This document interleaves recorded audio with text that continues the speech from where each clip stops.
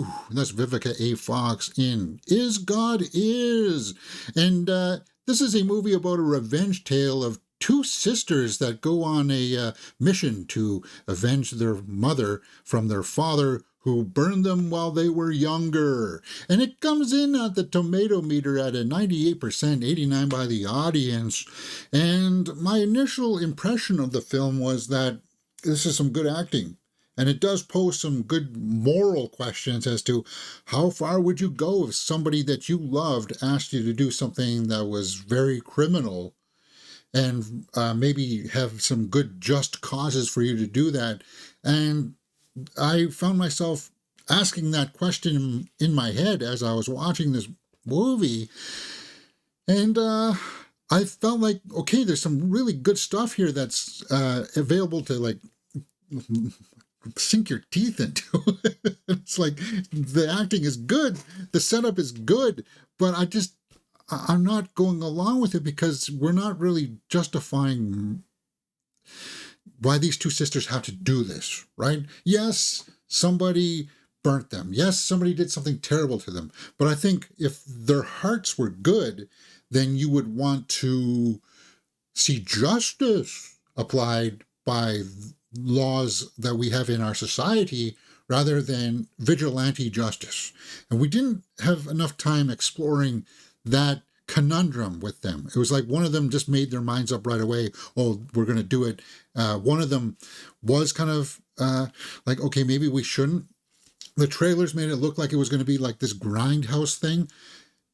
And I think it works for a lot of people, as we see here on the tomato meter, 98% by critics, 89 by the audience. So I just, at the end of the day, found myself asking, okay, then, if that's the way that it goes down exactly the way that you think it would. And it just poses that question then, well, we're kind of really watching bad people do bad things, which we've seen before in like Pulp Fiction. So why am I having a quandary about this? Why am I a little bit... Because it's like, as I said, you would prefer justice from our law systems to be applied here.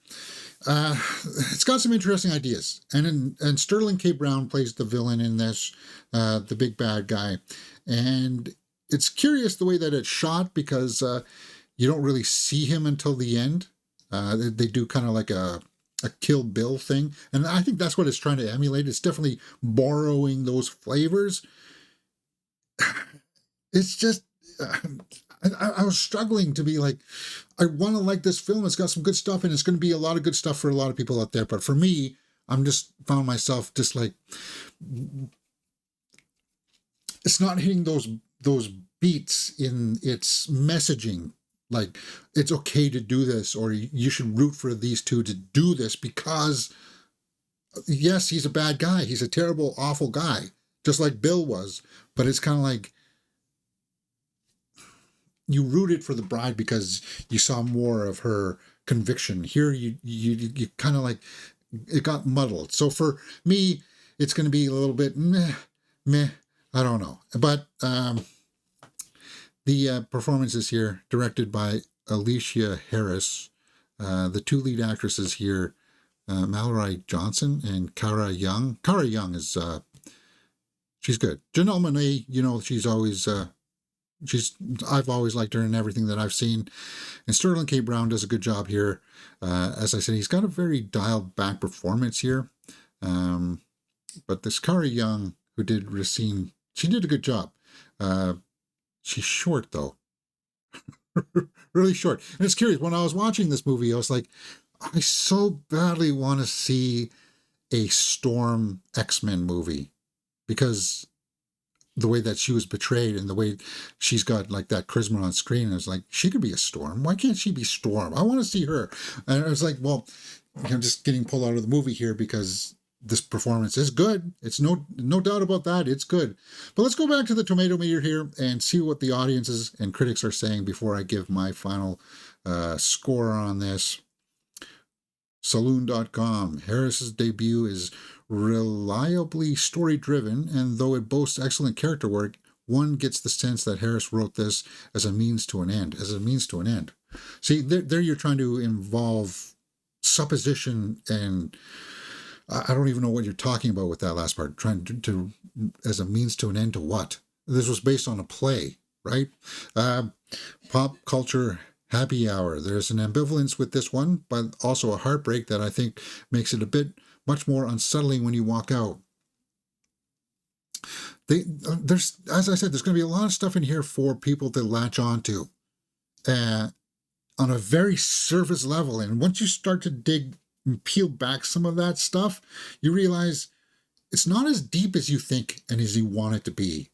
And it's like, well, it's never trying to do that, James. Well, for me, the questions that you're posing here merit that. And we're not really getting answers into that, right? Like the breaking of your morality. What would you do kind of thing, right? So audience reviews. Everybody seemed to like it, as you saw from the scores there. The movie was really good, and it's sad that certain movie theaters are barely showing it. Yeah, this movie is going to get, it's going to be a sleeper for a lot of people. Some good cameos from Janelle Monáe, Sterling K. Brown, really good acting. Yeah, so people really like the cast, but as you can see here, it boasts excellent character work. I don't know about that. And it's saying story driven. It's a tough one, man. It is. It's really tough. Let's go to see if some critics here who really liked it here.